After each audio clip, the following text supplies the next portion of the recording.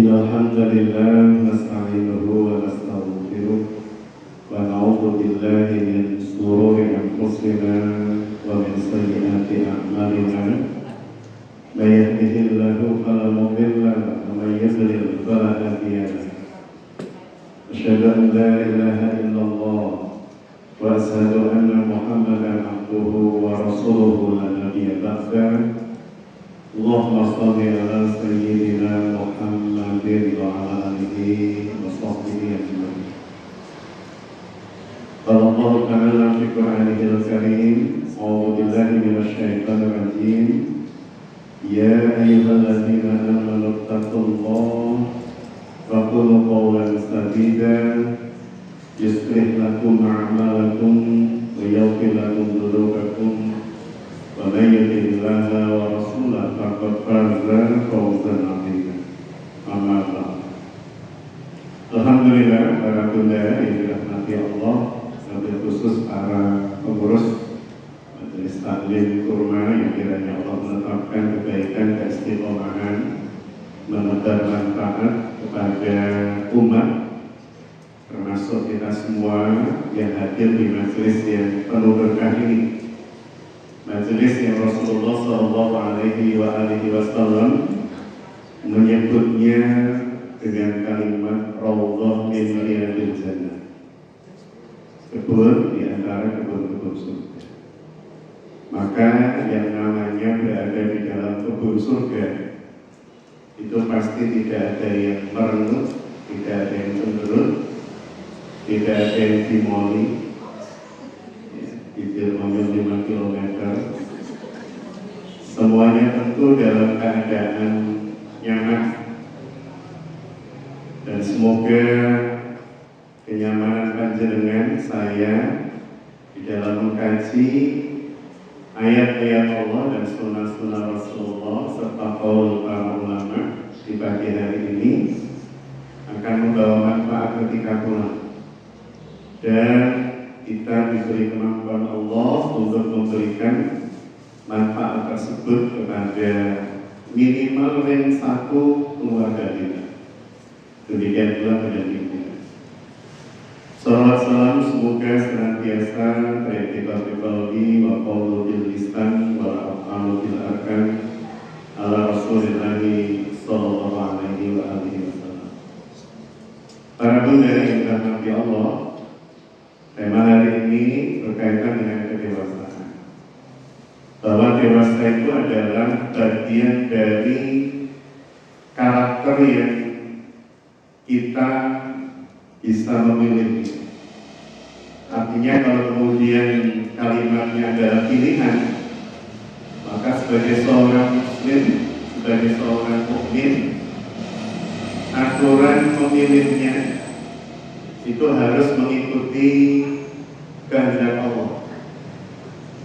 Jadi kalimat saya ini kemudian menjadi pembatas pilihan. Jadi kalau disebut hidup itu adalah pilihan, yes. Bahwa hidup itu adalah seni memilih, ya.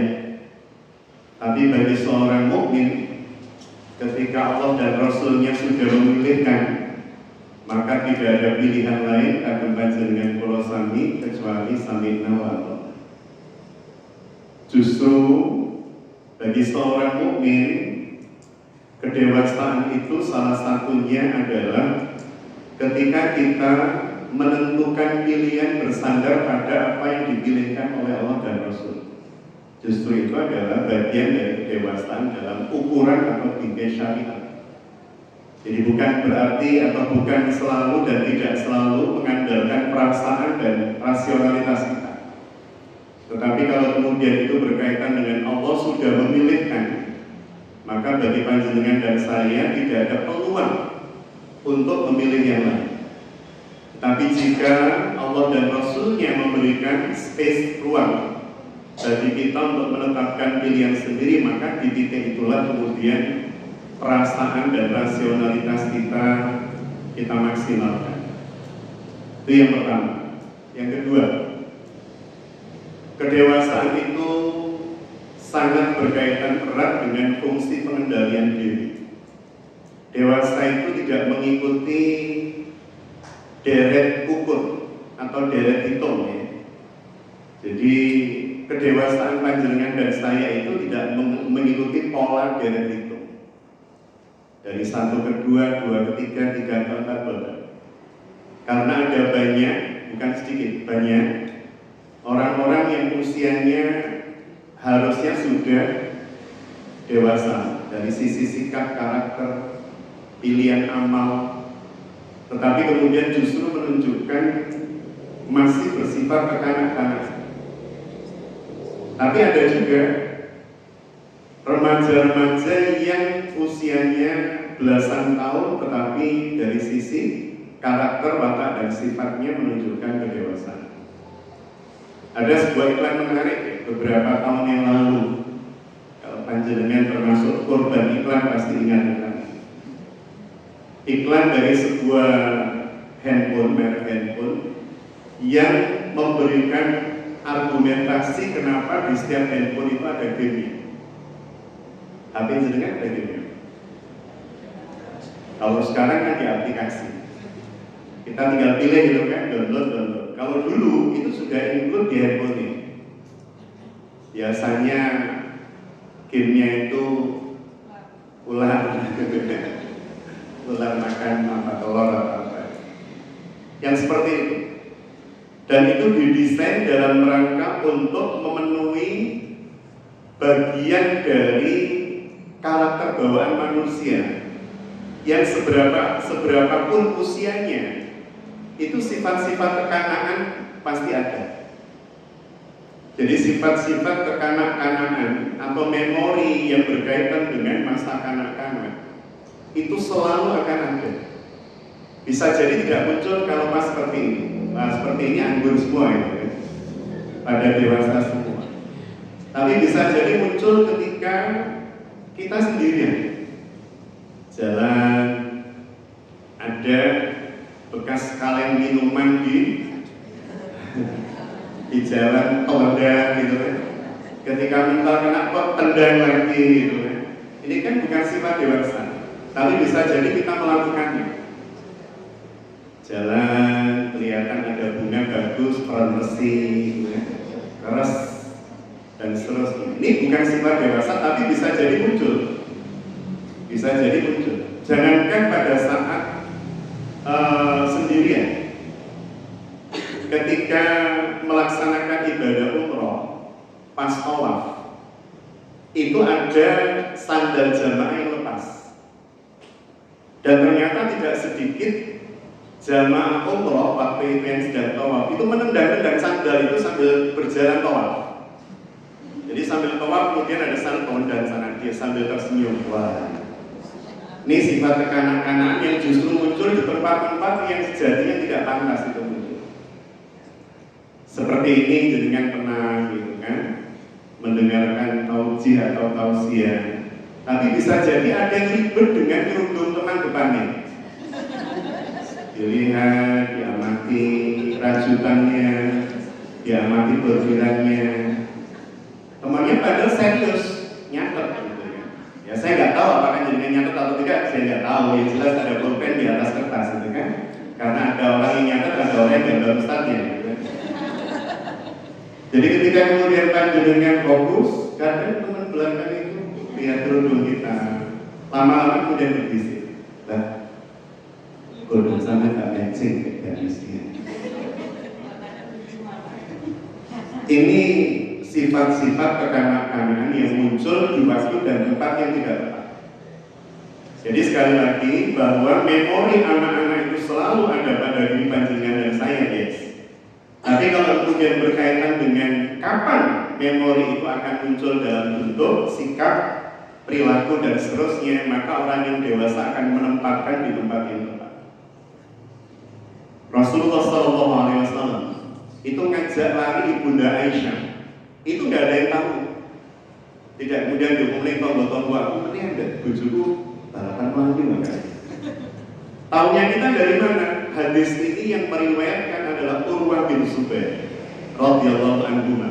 Siapa Urwah itu? Urwah ini keponakan ibunda Aisyah, putra dari Asma binti Abu Bakar dan ayahnya bernama Zubair bin Awam. Urwah bin Zubair. Jadi tadi malam sempat kami bahas di Masjid Al-Azhar. Ya, kita punya majelis rutin di Masjid Al-Azhar berkaitan dengan membahas karakter para sahabat dan tabi'in. Jadi Urwah bin Zubair ini adalah keponakan ibunda Aisyah yang sangat sering, bahkan sangat banyak kehidupan Kanjeng Nabi yang terpotret melalui tabi'in ini. Jadi beliau bukan sahabat tapi tabi'in, karena tidak pernah ketemu dengan Rasul, tapi bibitnya itu ibunda Aisyah, sehingga galinya dari ibunda Aisyah. Dan kita tahu hadis tentang lomba lari ini sebabnya Rasul wafat. Dari mana? Dari Urwah bin Zubair yang menanyakan itu kepada ibunda Aisyah radhiyallahu anha. Artinya apa? Ketika Rasul mengajak lari istrinya, itu kan terkesan seperti anak kecil dalam tanda petik. Jenengan ngajak lari suami misalnya, Pak, atau ya, ayo lari ya, apa lomba lari ya, dari sini sampai SLB.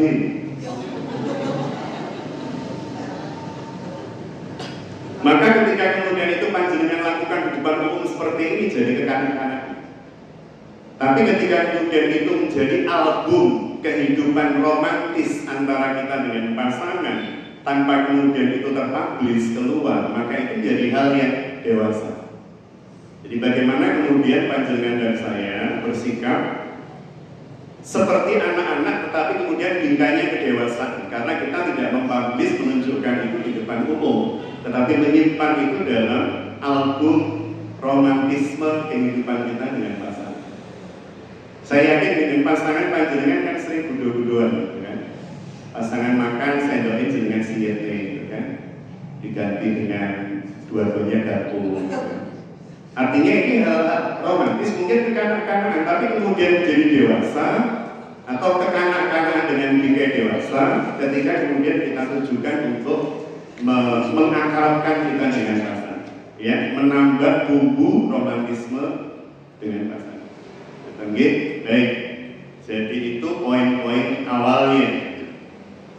Pertanyaannya, bagaimana sebenarnya syariat itu mengatur kedewasaan ini dari variabel apa saja? Jadi ukuran ya, ukuran kedewasaan dalam syariat Islam itu, dalam Islam itu berkaitan dengan apa saja? Apakah kemudian berkaitan dengan usia? Apakah kemudian berkaitan dengan tumbuhnya jabun pada laki-laki, jenggot, brengos, dan seterusnya? Ataukah kemudian ada hal-hal lain yang sejatinya Islam telah menetapkannya? Agama ini telah menetapkannya. Para bunda yang dirahmati Allah, kita mengenal ada sebuah istilah di dalam syariat yang istilah ini sangat lekat dengan kedewasaan dari sisi dua hal ya. Yang pertama, berfungsinya akal atau pikiran secara tepat, benar, dan proporsional. Yang kedua, berkaitan dengan tumbuh kembang fisik atau tubuh kita. Istilah yang saya maksudkan adalah akil balik. Akil atau akal ini berkaitan dengan penggunaan fungsi akal tersesuaikan dengan beban-beban syariat yang Allah berikan, atau biasa disebut dengan mukallaf. Sedangkan balik ini berkaitan dengan pertumbuhan tubuh yang sudah sampai pada batas di mana syariat menetapkan tanggung jawab mulai diberikan atas tubuh yang sudah mengalami tanda-tanda itu, tanda-tanda fisik itu. Kalau laki-laki ditandai dengan mimpi basah, kalau wanita ditandai dengan menstruasi. Jadi dalam syariat ukuran kedewasaan itu pada akal yang sudah terbentuk dan tubuh yang sudah sampai pada batas minimal yang tanda-tandanya untuk laki-laki dan perempuan Allah Subhanahu wa Ta'ala sudah menetapkannya berupa mimpi basah dan menstruasi. Sayangnya, secara umum orang tua itu jauh lebih fokus pada baliknya anak dibanding akilnya. Padahal sejatinya dalam agama kita diharuskan terjadi keseimbangan perkembangan akal dan perkembangan fisik.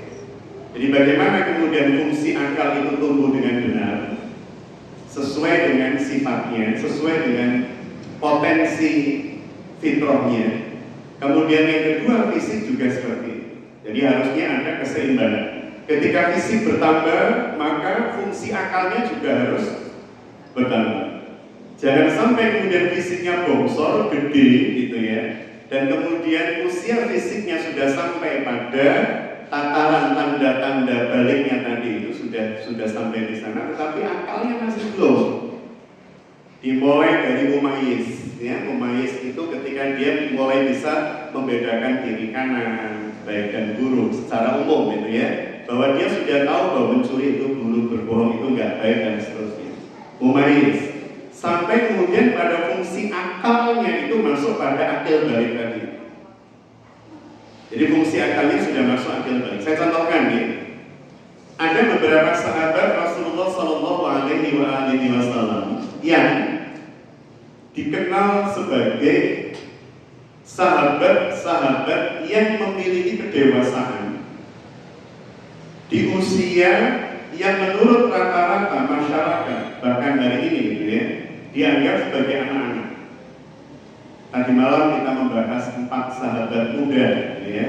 Ada Ali bin Abi Thalib, ada Mus'ab bin Umair, kemudian ada Rafiq bin Hudais, kemudian siapa lagi tadi malam. Jadi 4 itu kita bahas. Abdullah bin Zubair. Kalau kemudian kita melihat yang pertama Ali misalnya, Ali itu siapa? Petinju, the greatest ya. Itu Muhammad. Yang saya maksudkan Ali adalah Ali bin Abi. Apanya kanjeng Nabi? Menantu. Apanya lagi? Keponakan, sepupu. Karena Ali ini adalah anak pamannya Nabi. Anaknya paman itu kan sepupu loh. Sepupunya Rasulullah SAW. Karena sepupu itu bukan mahram, maka boleh dinikahi atau dijadikan menantu. Jadi sepupu itu bukan mahram. Maka anak-anak panjenengan harus tahu batas-batas pergaulan dengan sepupu, bahwa sepupu itu bukan mahram dan boleh dinikahi. Kalau anak-anak diberitahu sepupu itu bukan mahram, takutnya anak-anak jenengan mulai nulis sepupu-sepupunya. Wah, ini cocok buat saya ini ya. Atau kemudian jenengan jadi nyesel itu. Dulu kenapa saya nggak nikah dengan sepupu itu? Jangan ya, itu jadi syaitan. Jadi Ali bin Abi Thalib itu masuk Islam, ini menyenangkan memang, membuat kita itu seringkali horizon, ya, seringkali sampai pada kalimat kok bisa. Jadi Ali bin Abi Thalib ini saya ambil dari bukunya Dr. Munir Baghdad. Dr. Munir Baghdad. Beliau menyampaikan bahwa Ali bin Abi Thalib ini masuk Islam di usia 899 tahun. 899 tahun. Padahal urusan keyakinan atau akidah itu bukan urusan ikut-ikutan. Terbukti nanti dengan hujah atau kalimat yang disampaikan Ali bin Abi Thalib. Kalau renang bareng yuk, ikut-ikutan ya boleh, clear gitu ya. Atau main kelereng bareng yuk, ikut-ikutan oke lah. Main gambar bareng yuk, udah ada gambar gitu ya, buat unggulan, buat kartu dan seterusnya, ikut-ikutan. Tapi kalau kemudian tidak agama bareng yuk, akhirnya tidak ikut-ikutan. Ini kaitannya dengan hal yang sangat prinsipil. Bahkan anak pun tahu. Saya punya tetangga Nasrani yang meskipun anak ini masih kecil, tapi dia paham bahwa hal seperti ini urgent. Saya kagum sama anak ini. Mungkin karena memang didikan ibunya ya, karena ayahnya tidak akrab dengan dia.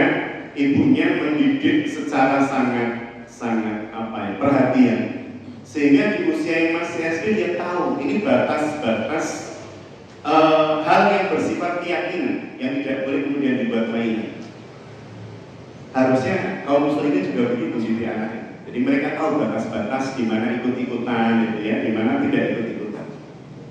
Karena dalam pengalaman pribadi saya di masa lalu, ada teman saya, tetangga saya Nasrani di Mojokerto sana, yang ketika kita punya program etika, waktu itu saya masih SD, Saya ikut-ikutan, kita ngikutin bapak sama ibu, menyenangkan karena kita jalan jauh lewat pertokoan jalan Majapahit itu untuk ke masjidnya.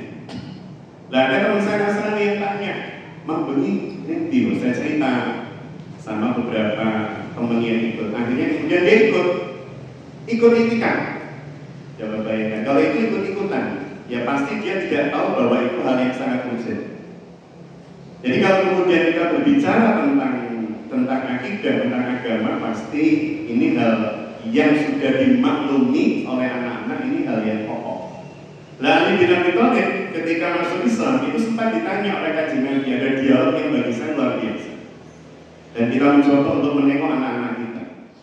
Kalimatnya begini, Rasulullah tanya, ketika Ali mau masuk agama Islam, ya, mau bersyahadat, Kanjeng Nabi bilang sama Ali, apa kamu gak izin ayahmu dulu?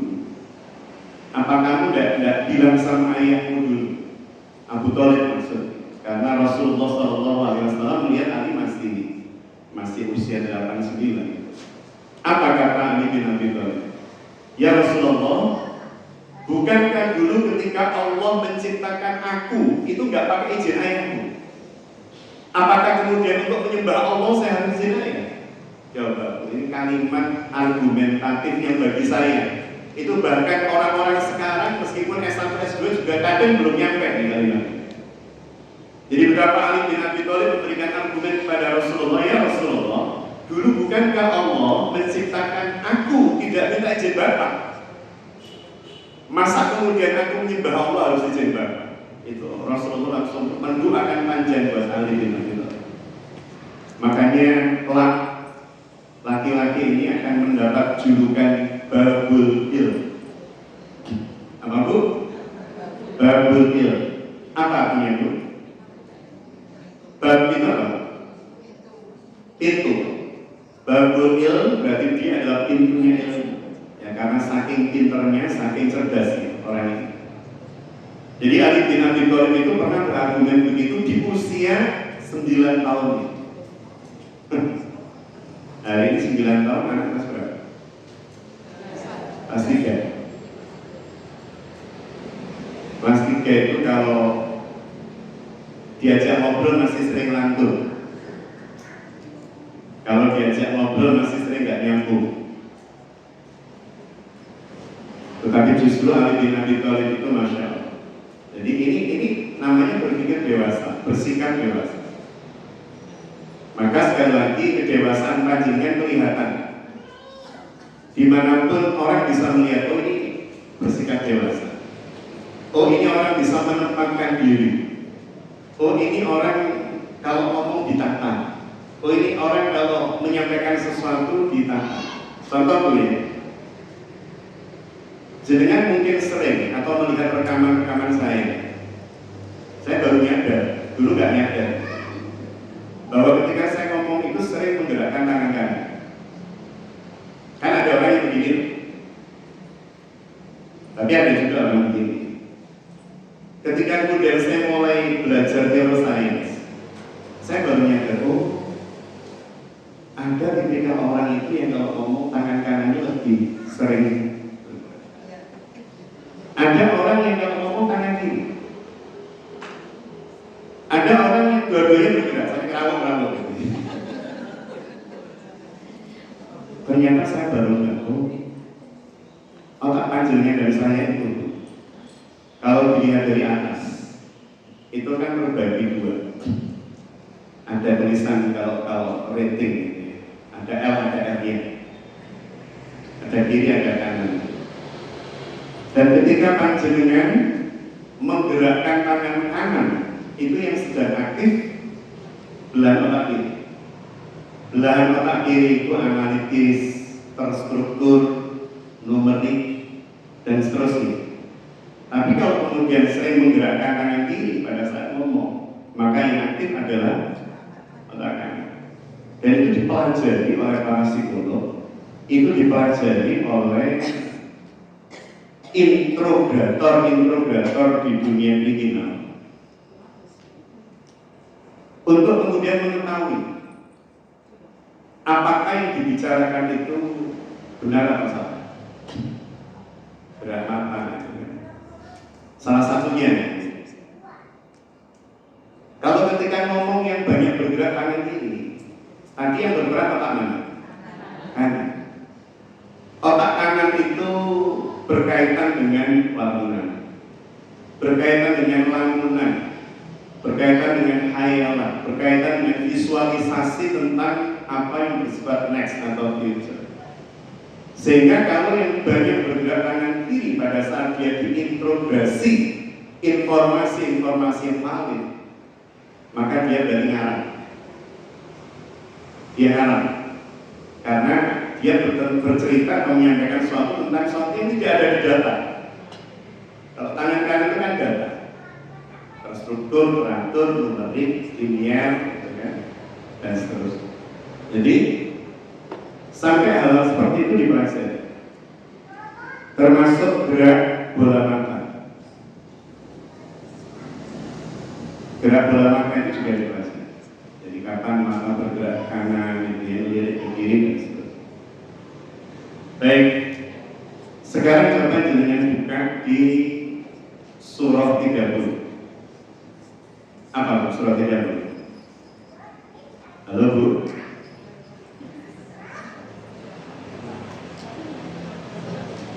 Coba dilihat handphonenya, biar fokus. Dilihat handphonenya, aplikasi Qurannya, surah Rum, dibuka surah Rum. Di ayat ke-54.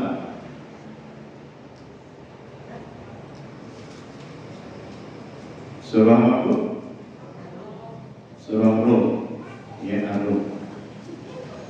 Surah Rum atau surah Ar-Rum itu, bukan aplikasi Quran, itu iklan yang ini.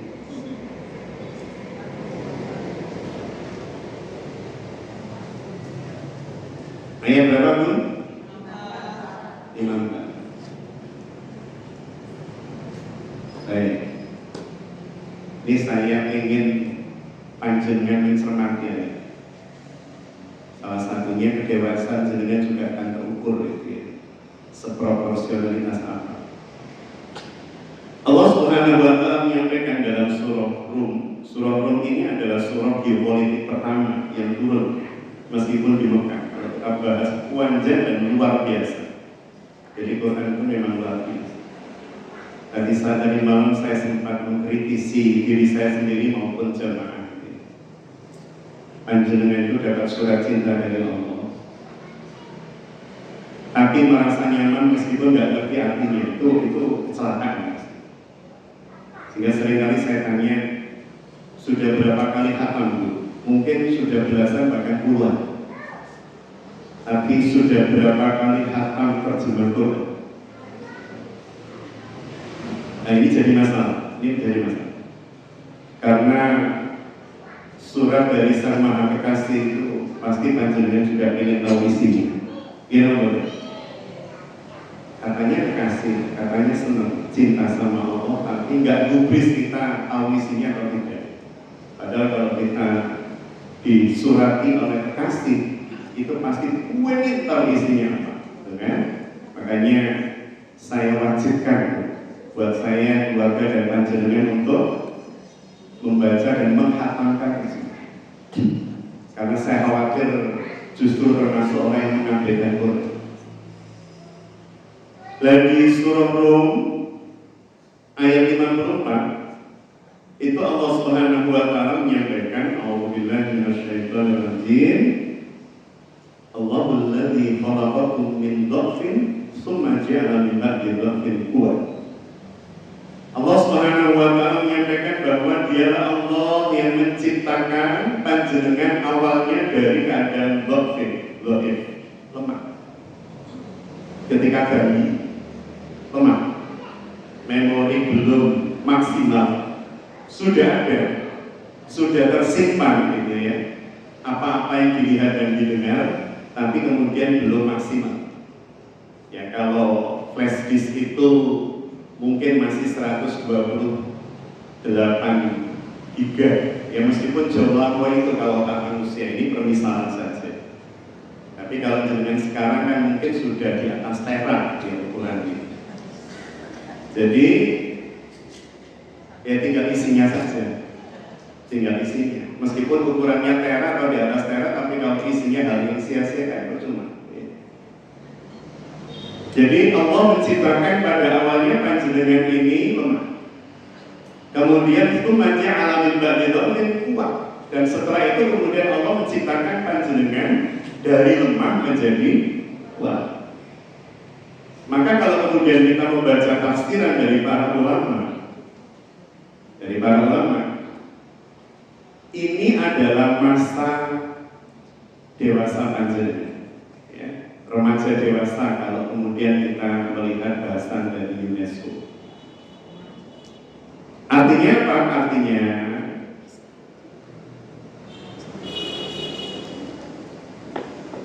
grafik panjenengan itu begini,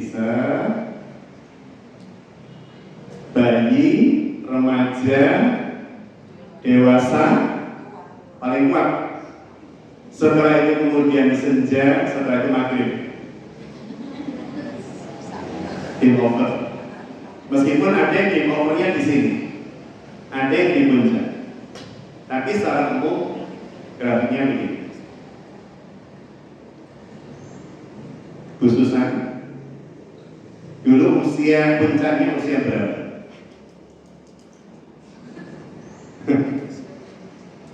Bun, yang lain, bun. Jenengan merasa manusia itu berada di usia puncaknya kira-kira berapa? 20 kan saat jenengan sekarang ini lah. Jadi bunda yang dirahmati Allah Subhanahu wa Ta'ala menyebut puncak kekuatan panjenengan dan saya, kalau kita berbicara tentang kedewasaan, adalah ketika keseluruhan tanggung jawab kehidupan itu panjenengan sudah bisa bukan hanya menerima, tetapi juga melakukan seoptimal mungkin. Tanggung jawab sebagai apa? Sebagai apapun. Contohnya, panjenengan pulang naik motor atau naik mobil. Ada nggak orang yang naik motor atau naik mobil kemudian jenengan menganggap orang itu tidak dewasa dengan cara naiknya? Halo Bu? Ada. Artinya di setiap waktu dan setiap tempat itu sejatinya kedewasaan seseorang itu bisa cara dia pakai helm. Ada ibu-ibu yang pakai helm di calon di sini terser. Itu pasti mantan pemain sirkus. Ada ibu-ibu yang ketika makan kacang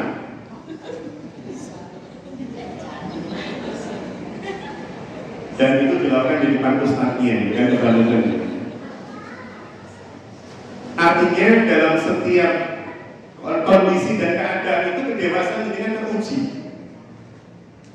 Ya, dalam keadaan seperti ini kan kita bisa melihat perilaku masing-masing, termasuk dengan melihat saya. Tapi kalau kemudian dengan sendiri di rumah makan kuaci seperti ini atau kacang seperti ini, ya wajar. Karena apa? Tadi saya sampaikan di setiap diri manusia itu ada memori masa dan itu kemudian kadang menuntut untuk dipenuhi. Sehingga hal wajar kalau kemudian jenengan dengan istri, ayo mam.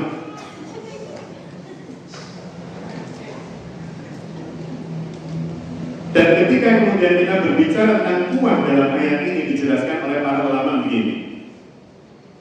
Kekuatan ini berkaitan dengan satu, kekuatan fisik. Kedewasaan itu juga berkaitan dengan kemampuan seseorang menjaga fisiknya. Yang kedua, kemampuan atau kekuatan berpikirnya. Itu puncak kekuatannya.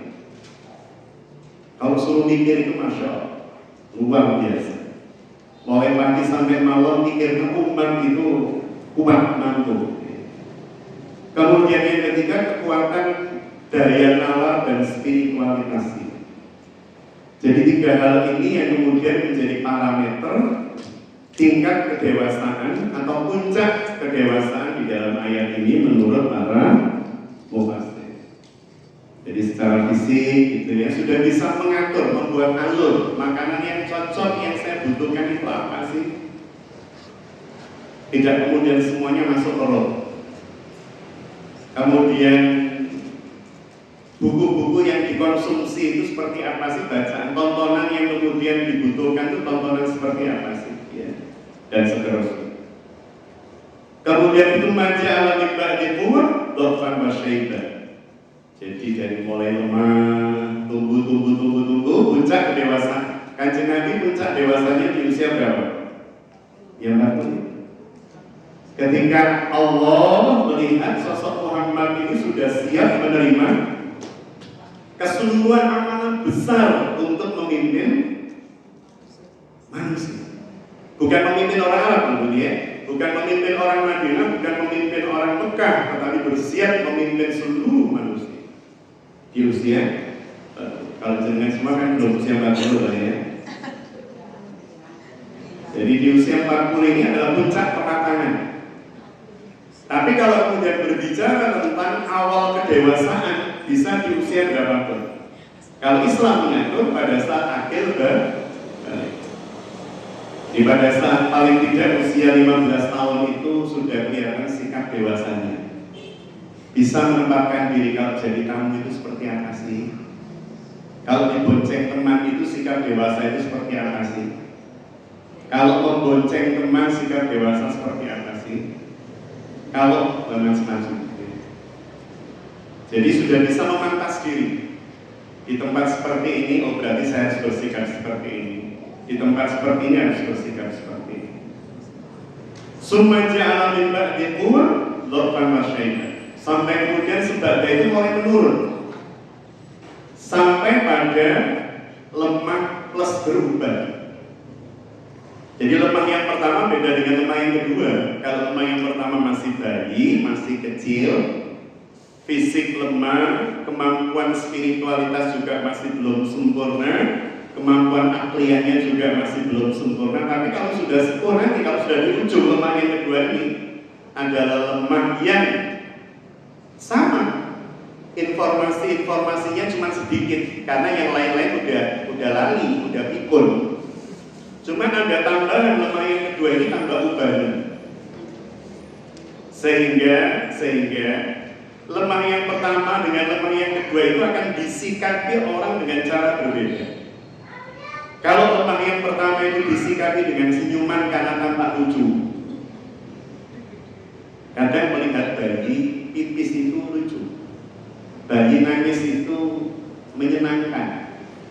Tapi ketika melihat orang yang sudah berubah, kemudian ngompol itu tidak lucu lagi.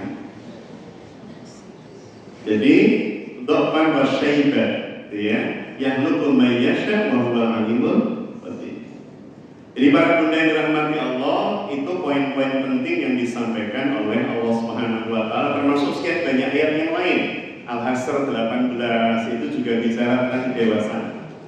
Orang-orang dewasa itu adalah orang-orang yang dalam hidupnya punya sepion. Faltanzur nafsun ma qaddamat lighad.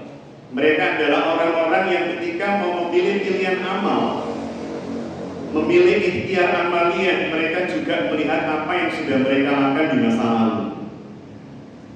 Jadi orang-orang yang disebut dewasa dalam definisi Quran salah satunya adalah orang yang ketika berjalan ada sepionnya, melihat apa yang sudah dikumpulkan, melihat apa yang sudah dikerjakan.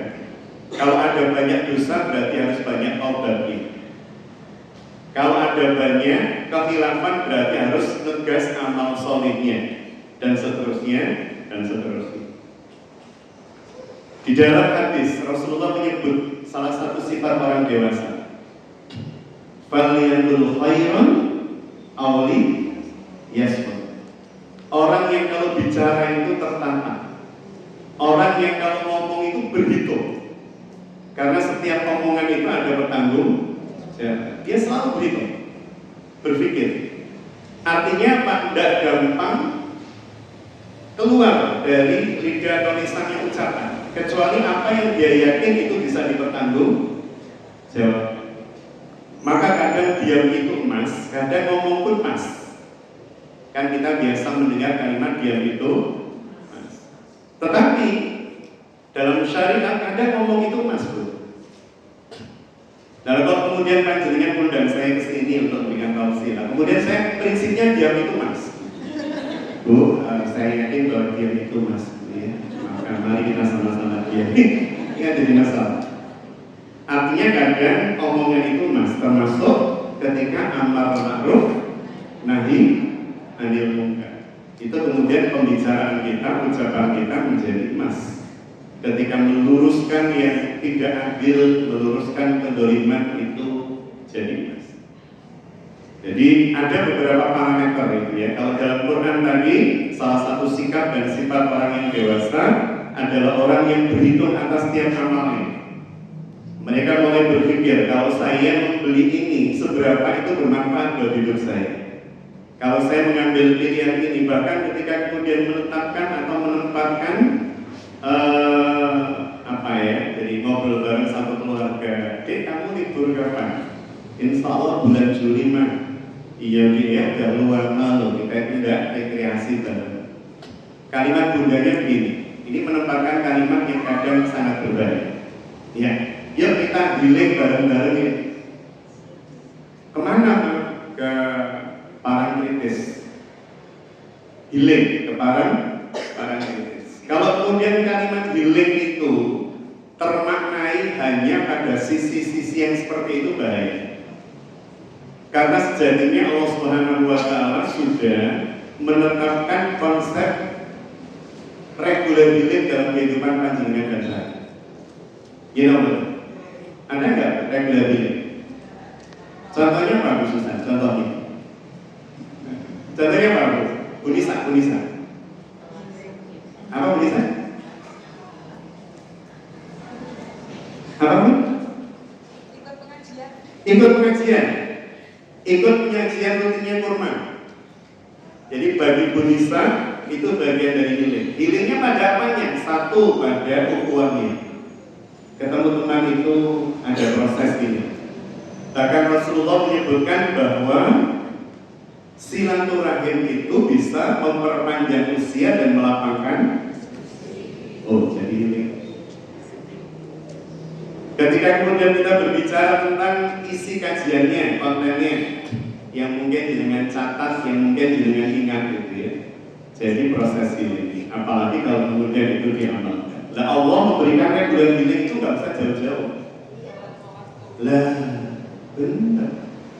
Sholat 5 waktu itu adalah puncak healing itu. Coba tuh, jenengan person apa belum? Sholat itu dihadirkan oleh Allah, perintahnya pada saat apa? Isra Mi'raj. Maksudnya pada saat kondisi Kanjeng Nabi sedang apa? Sedang super sedih. Makanya 3 tahun itu disebut dengan Amul Huzn atau tahun duka cita, tahun kesedihan, tahun duka cita. Allah menurunkan perintah.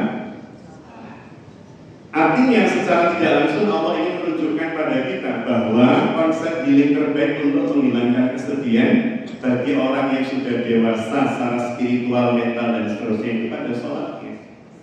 Kalau anak-anak seperti Ananda ini ya, healingnya diberikan main, jalan-jalan. Sholat masih belum bisa dijadikan healing. Baru bisa dijadikan ketika akal dan fisiknya telah sampai pada usia dewasa. Makanya dewasa itu menjadikan tindakan-tindakan panjenengan proporsional, termasuk memilih cara healing. Apa tidak boleh Pak Ustaz? Konsep healing kemudian kita masukkan di dalam proses rekreasi tadi boleh. Tapi kalau kemudian setiap kali kita rekreasi itu muncul kata healing, tapi untuk ibadah boten ini masalah sebenarnya. Clear nih? Jadi khawatir saya begitu. Jadi ketika ada orang punya masalah, kemudian kalimat kita begini, kurang piknik, kurang healing, tidak pernah healing. Kok piknik loh healing. Sekarang kan pemaknaannya jadi nggak tepat, gitu ya. Salah kalimat, salah pemahaman. Jadi tunjukkan para bunda, salah satu sifat kedewasaan panjenengan dan saya adalah menempatkan secara proporsional ibadah yang Allah perintahkan. Termasuk para bunda itu sebatas sholat wajahnya harus lebih sumringah. Jangan sampai kemudian anak melihat sebelum dan setelah sholat, kue medeni setelah sholat. Mama itu lah, dan sholat over. Mama itu sholat jadi lebih memarah dibanding kalau sudah tidak sholat. Mama itu senang kalau di mall, wajahnya sumringah, jadi sowenan sama anak itu jadi sabar. Tapi kalau pas di masjid, ini salah peletakan dan kita memang belum dewasa secara spiritual. Artinya sekali lagi ketika kita berbicara tentang konsep dewasa secara spiritual, panjenengan bisa menempatkan nilai-nilai spiritualitas secara proporsional. Yang terakhir, para bunda yang dirahmati Allah, sisi kedewasaan bisa dilihat dari konsep yang pertama tadi sebenarnya saya sampaikan ya, di awal, belum pertama di mukadimah, tapi belum saya bahas, pada konsep pengendalian diri. Pengendalian diri. Jadi pengendalian diri ini berkaitan dengan apa yang dulu sempat kita bahas agak panjang tentang pilihan panjenengan di dalam kehidupan yang jauh lebih banyak dipenuhi want or need. Jadi kedewasaan panjenengan dan saya itu salah satunya adalah seperti apa kita bisa dan mampu mengendalikan diri dan meletakkan secara proporsional berkaitan dengan want or need, antara keinginan dan kebutuhan. Antara keinginan dan kebutuhan. Jadi kalau ada orang yang setiap apa yang diinginkan diburu, dibeli, pengen memiliki, maka sejatinya dia sedang menuhankan keinginan. Ini kalau dalam bahasa yang sangat-sangat jeru, ya, sangat dalam, ini sudah masuk ke ranah syirik. Karena dia mempertuhankan apa? Keinginan. Jadi apapun yang menjadi keinginannya dia turuti. Ini berarti mengikuti nafsu, menuhankan nafsu. Pengen begini turuti, pengen begini turuti, pengen begini turuti. Ini berkaitan dengan nafsu. Jadi kalau kemudian orang sudah memposisikan keinginan lebih dari apapun, pengen kok, bahkan sudah punya itu mbak, tapi ini beli lagi ya.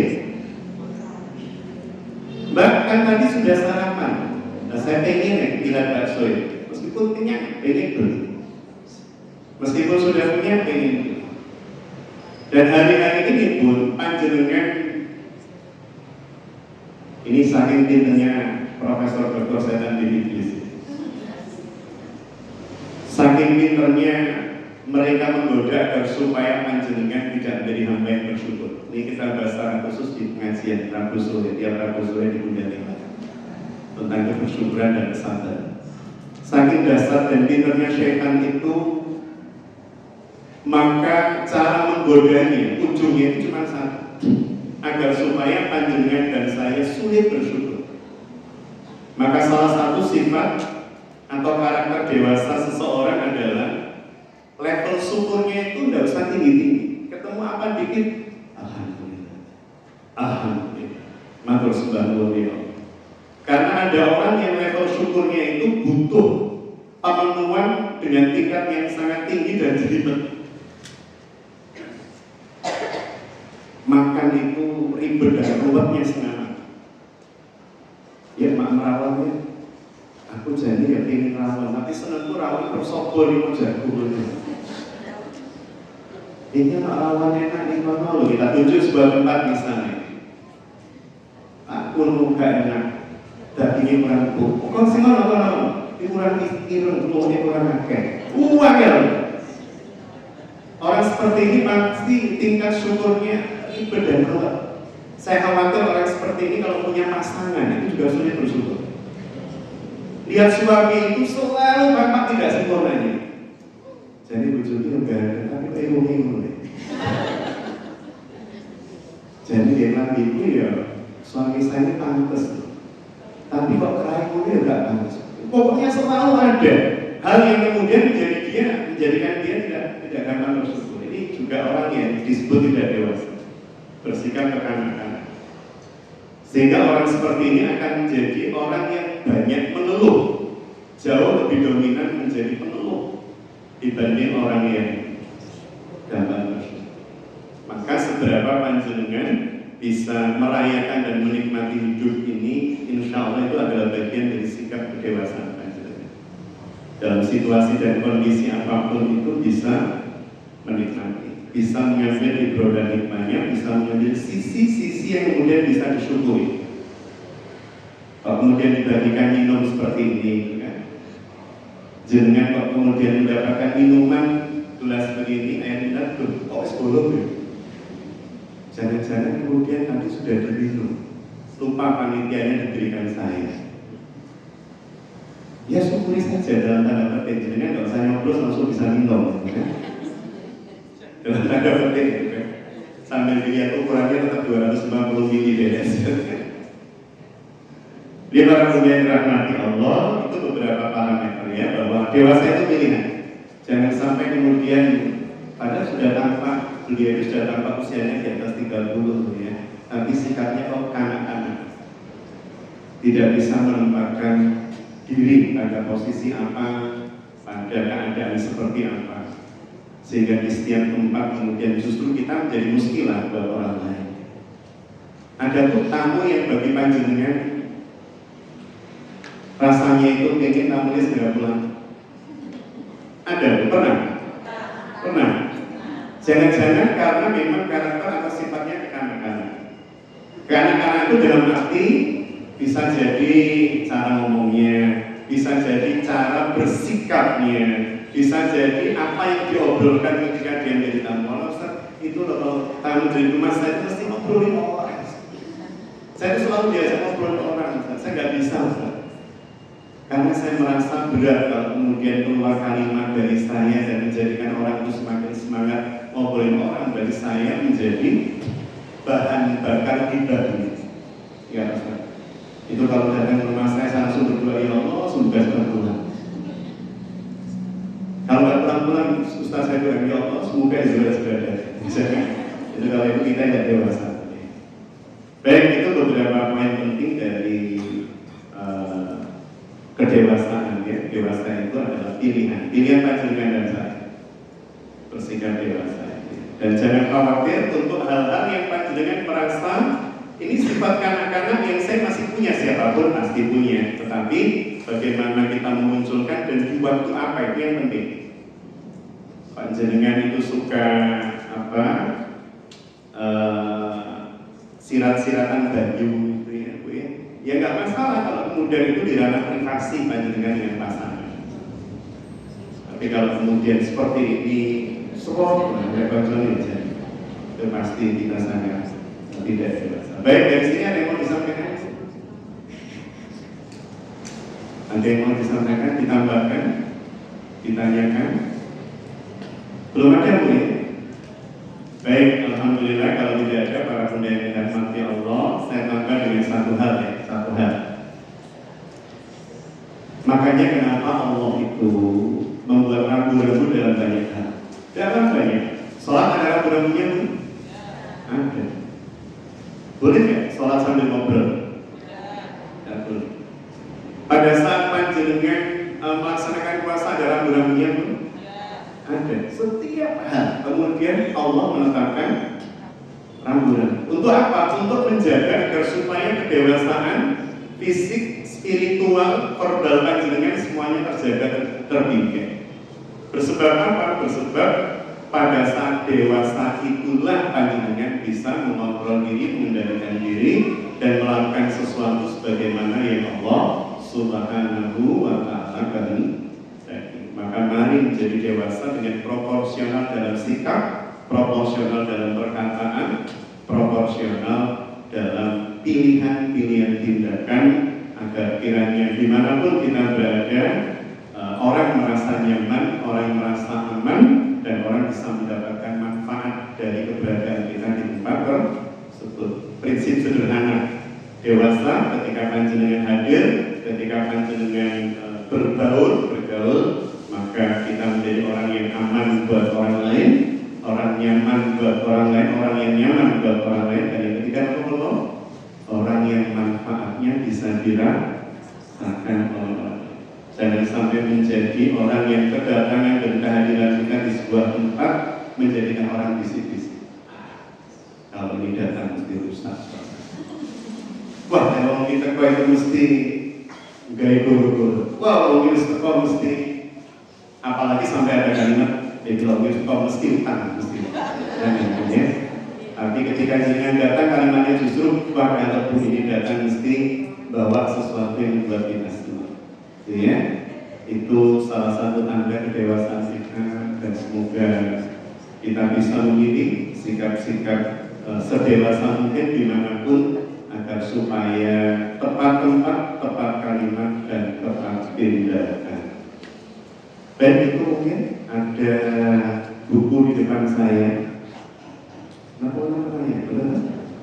Ada buku di depan saya, ada kitab rujukan doa dan zikir sehari-hari, warnanya pink, cocok dengan undangan manten panjenengan atau mantu panjenengan, gitu ya, kalau mau mantu.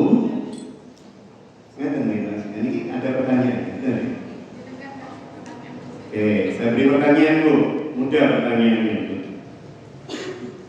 Surah Ar-Rum ayat ke-54, dengan tidak mau jawab kan 54, saya sebutkan, adalah surah yang masuk dalam kategori Madaniyah atau Makkiyah? Ya, Bu. Apa? Madaniyah. Jawabannya berapa tepat? Makkiyah. Tadi sempat saya sampaikan, ini surah unik karena turunnya di Mekah tapi bicaranya geopolitik. Kan cerita tentang pertempuran antara Rom dan Persia. Padahal Rasul waktu itu belum punya apa-apa, belum punya negara, belum punya kekuatan, malah masih didolimi, dibully dan seterusnya di Mekah. Tapi ayat itu turun, artinya Allah ingin mengajarkan kepada kita di situasi apapun geopolitik dunia itu jadi penting bagi seorang muslim. Karena mereka akan pasti kalau tidak kalau tidak berkiprah pasti dia akan mendapatkan buah dari posisi atau peristiwa geopolitik internasional. Akibatnya pasti akan dapat. Baik, pertanyaan kedua, karena nggak ketemu jawabannya pertanyaan pertama. Pertanyaan kedua, menjadi rahmati Allah. Tadi saya sampaikan ada seorang sahabat muda Rasulullah SAW yang dia merupakan sepupu Rasulullah SAW. Namanya Ali bin Abi Thalib. Memang sengaja begitu saya. Apa julukannya? Ya, apa? Keren, alhamdulillah. Babul ilm atau pintu ilmu. Semoga panjenengan juga menjadi pintu ilmu buat putra-putri panjenengan juga. Baik, Bun, monggo boleh ditekanku untuk menerima hadiah yang bermanfaat di dunia dan akhirat. Monggo, Bun, sesuai dengan kerudung panjenengan warnanya juga pink. Ini memang disesuaikan takdirnya, Bun, ya.